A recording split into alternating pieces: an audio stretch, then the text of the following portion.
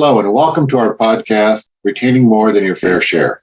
I'm Larry Basinait, VP of Market Research with HRO today. Joining me today are two esteemed members of the Cielo team, Elaine Orler, Managing Director of Technology, and Matt Jones, Executive VP, Global Business Services. We're going to begin our discussion with just a quick overview of what happened in HR technology in 2021. This is all in the HRO Today report, HR New Technology Q4 2021, and that's sponsored by Cielo, and it's available free on our website, hrotoday.com. So just a quick overview. 2021, there was $18.8 billion spent in HR technology. That's new products that are announced, that's investments that's been made, which is a ton of money. It's just overwhelming, the increase in the amount being spent. In 2020, which granted was a weird year, even stranger than 2021, $4.1 billion. And then 2019, $7 billion. So what we saw in 2021 was almost 3 times what we saw in 2019. Most of that amount, the biggest part rather, was in HCM core HR technology, which is $6.3 billion, and then marketplace job boards, so focused on recruiting, $2 billion. We're going to discuss a couple things. The first is internal mobility, obviously referring to the movement either vertically or laterally of employees within the organization, and then also external movement. And just another quick data point here, because I'm the research guy, I love data points. 47.4 million people quit their jobs in the U.S. in 2021. And there's a similar trend in Europe and parts of APAC as well. So people are shuffling both internally and externally. So I'm going to go first to Elaine, talk about why are people changing jobs like this?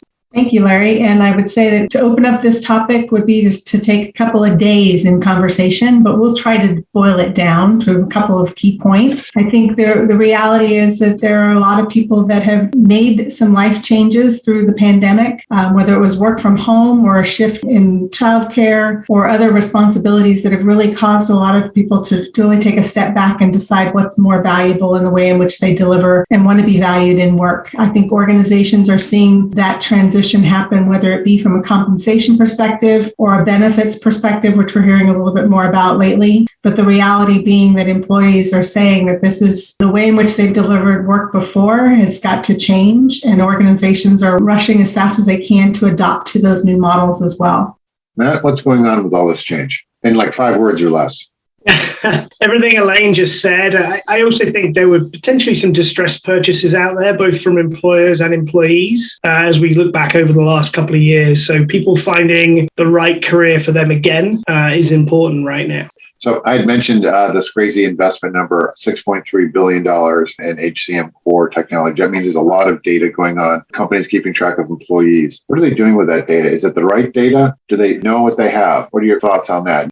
Yes, a lot of data, a lot of systems for data to flow through. I think we're at an inflection point where that data is going to become more usable, digestible, comparable in organizations. But I would say most organizations do not know the amount of data they have and really the embarrassment of riches that they're sitting upon. And let's think about retaining your unfair share for a moment. Most organizations are really not aware of, in detail, the most current profile of all of their employees. If someone's worked for an organization for 4 or 5 years, the typical employee record, resume, CV they may have is 4 or 5 years out of date. So we're missing all of that. Organizations are missing all of that kind of rich, detailed information on what Larry, Matt, Elaine have been doing over the last 4 or 5 years, and therefore missing an opportunity to kind of proactively engage those individuals from an internal mobility perspective. So I think the very same matching technology, the very same marketing technology, the very same outreach techniques that we see talent acquisition using to go and find people in the external market are starting to become relevant and starting to sort of turn internally and focus on existing employee populations. But to address the question again, tons of data,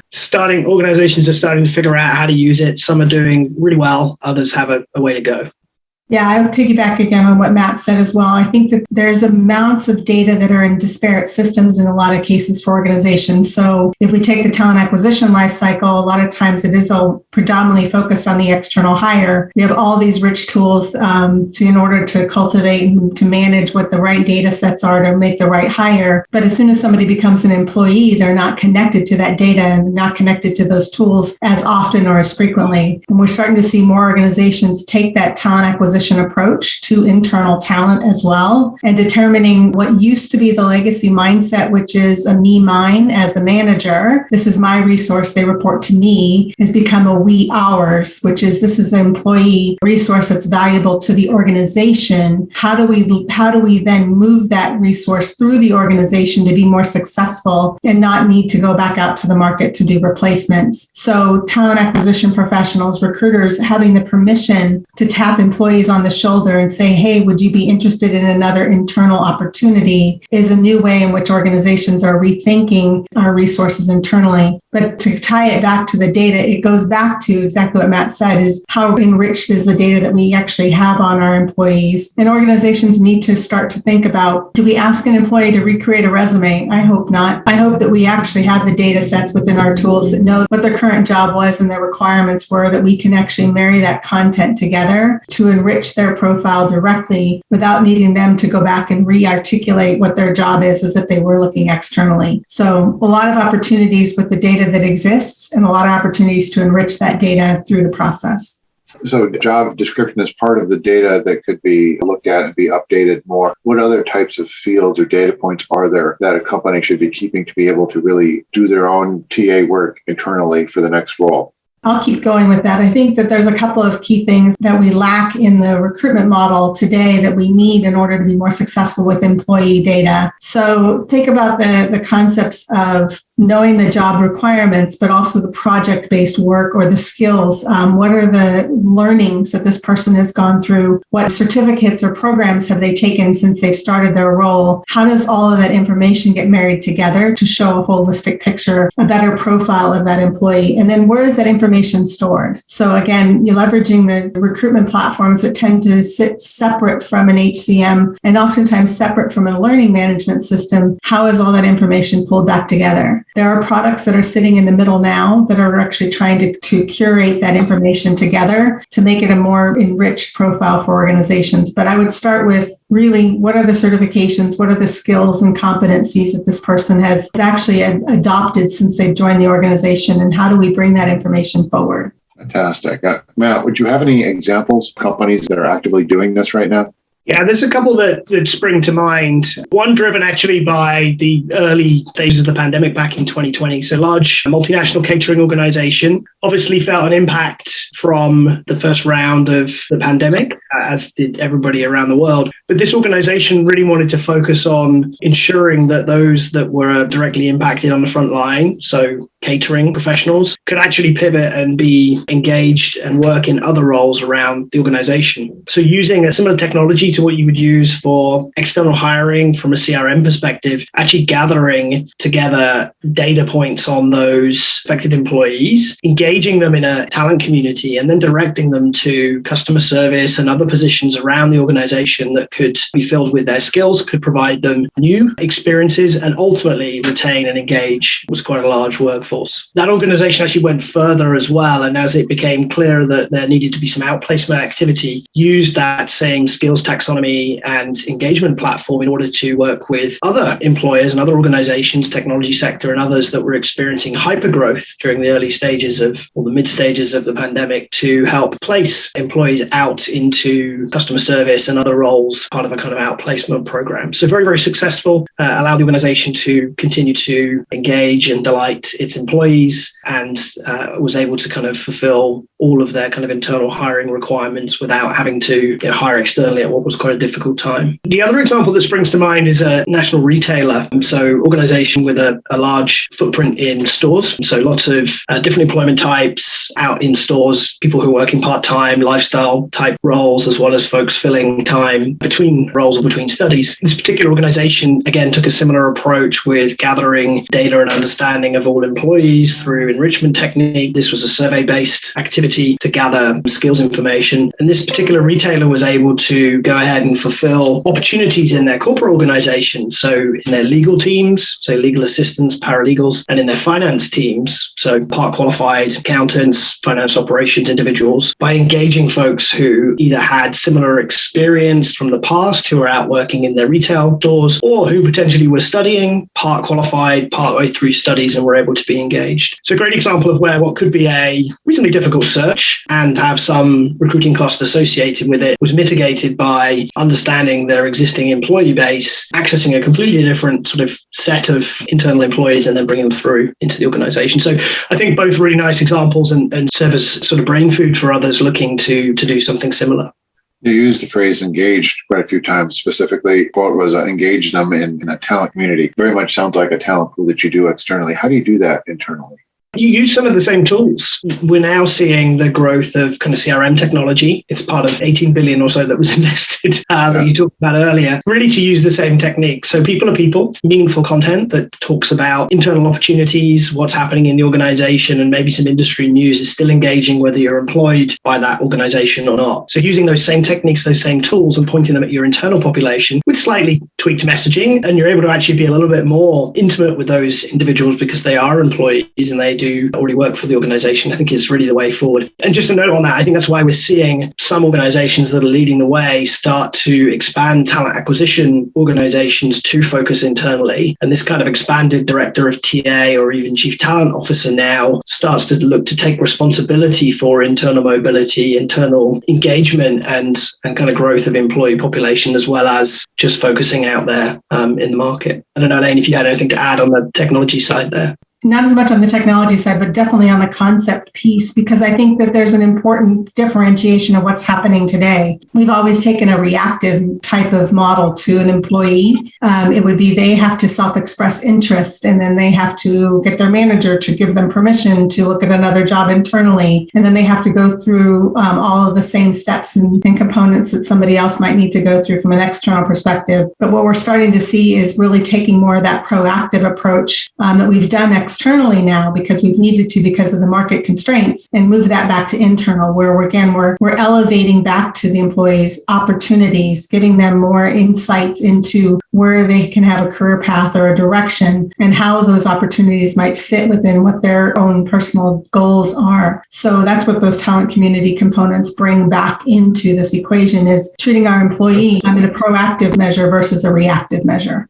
Fantastic. Let's talk a little bit about another element of internal mobility, and that's succession planning. I don't just mean the kind where, who's going to be the next king, but there's different levels within the organization you have to plan for. Obviously, there's a CEO, there's a CHRO. How can this be merged with the TA function as we're describing here?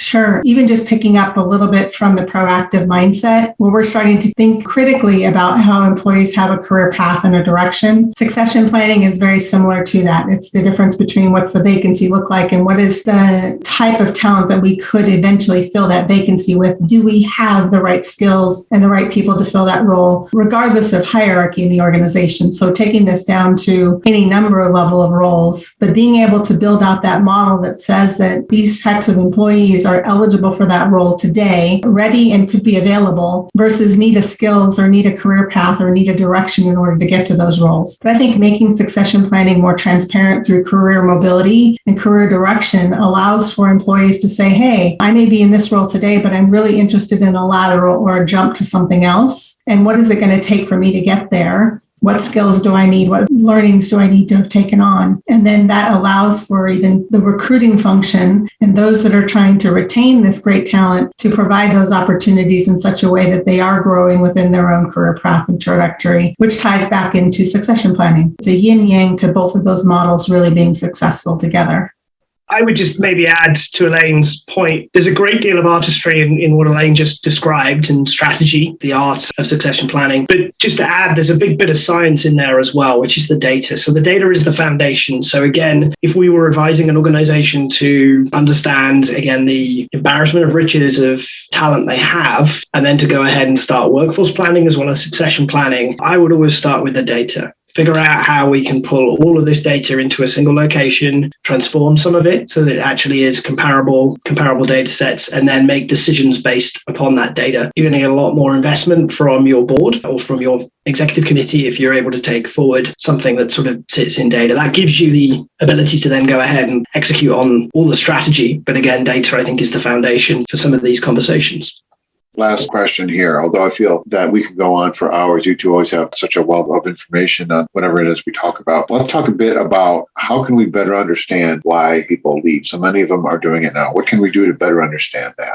So understanding why people leave starts as we actually start recruiting the person. So it starts all the way through the journey, and it's about gathering feedback and understanding the individual's engagement and their journey all the way through. So this is, again, where we borrow from the kind of external TA toolkit and start to look at some of the CX tools that are out there in order to kind of measure and manage that experience all the way through a candidate's journey and then into an employee journey as well. Again, if we can record and index the reasons people are more or less engaged, why they joined in the first place, how that compares to the story, the type of organization they thought they were joining, and just the feedback as they journey through their career and through their different experiences, it gives us a better picture of that employee journey and life cycle. And finally, really transactionally gathering data as people exit the organization as well. It's often it's a very basic activity, but often overlooked. And the information and richness of feedback you can gather actually as someone moves on from an organization, it can be really important as well. So I gather feedback, get data all the way through the journey that will help us build a more accurate picture of why people join, how they think what they joined compares to what they thought they were joining, how they enjoyed their experience after they joined, and then potentially what made them leave the organization. Fantastic. Elaine, any thoughts on that? I would only add a couple of quick things, and that is, we also need to qualify those that are leaving us with what is regrettable versus non-regrettable turnover. And I think that when we classify what is regrettable, in other words, we lost somebody that we really wish we hadn't, as an organization, we have a huge opportunity to say, how can we continue to keep that relationship going versus completely cutting off that relationship with that employee? So often that we have an opportunity for boomerang employees. The grass isn't always greener on the other side, depending on what those driving reasons were for termination or for departure. And we can use that information very quickly back in recruiting to continue to maintain those relationships with those former employees. And we see organizations that are successful then in bringing them back because of a change in corporate policy or a change in compensation, a change in the way in which the company is delivering talent today, the re-recruitment back because of that affinity with the organization from before. So I think taking it back to, we have to know what data and what reasons why somebody is leaving, and then generate that information into something we can leverage to continue to maintain that relationship going forward, because there's not enough talent out there according to all the open jobs that exist. I think the last statistic I saw was there's 1.5 open jobs for each person unemployed today in America. So we definitely have a competitive talent market as it is. We need to keep this data set in front of us on a regular basis.